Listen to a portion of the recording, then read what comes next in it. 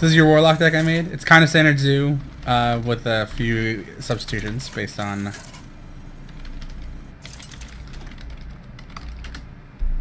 Gul'dan versus Gul'dan. So Zoo works in a way where it uses low-cost, high-value creatures, Knife Juggler, Haunted Creeper, etc., to keep the board full of minions, and you use your hero power to keep your hand from being too low. I put a Gold Sharp in here to replace something. Oh, he only has one Shield Bearer, so I didn't think it was worth crafting a second.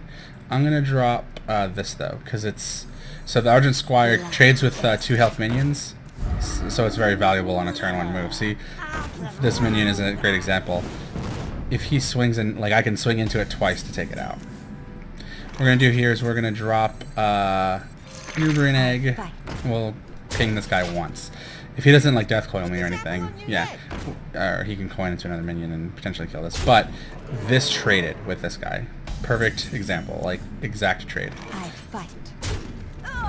So next turn we're gonna drop our Knife Juggler and our Taunter, hopefully picking him once. We didn't get that, but that's not a big deal.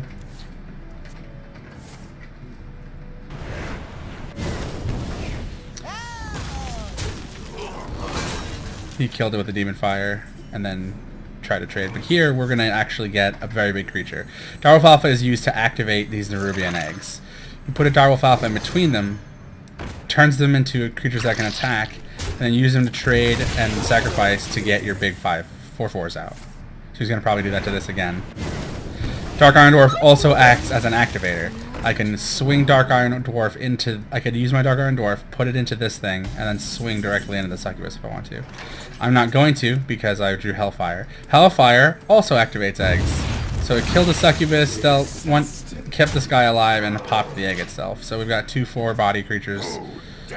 He's going to sack 2 for that. Oh, good. And he's going to probably do this. Nope, do that, just to kill it.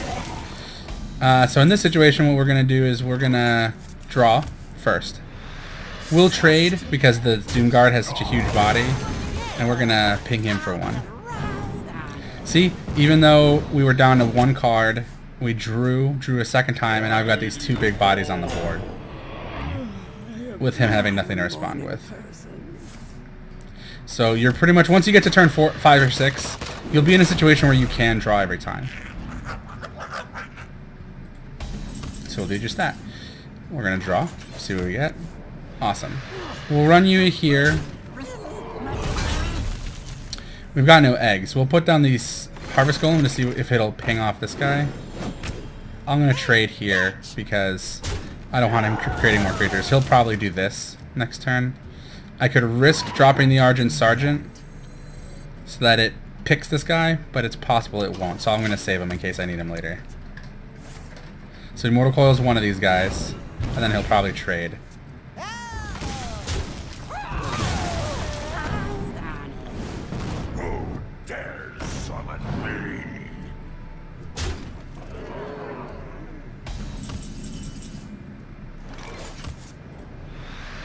So this will keep us alive for 2 turns.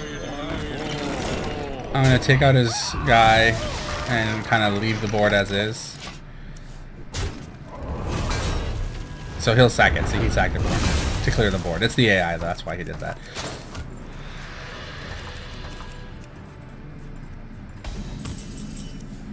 Alright, we got an Argent Squire. I'm going to drop the Squire, but I'm going to draw first. See what we get. Sludge Belcher, perfect. I put Sludge Belchers in here because they're really good disruptors.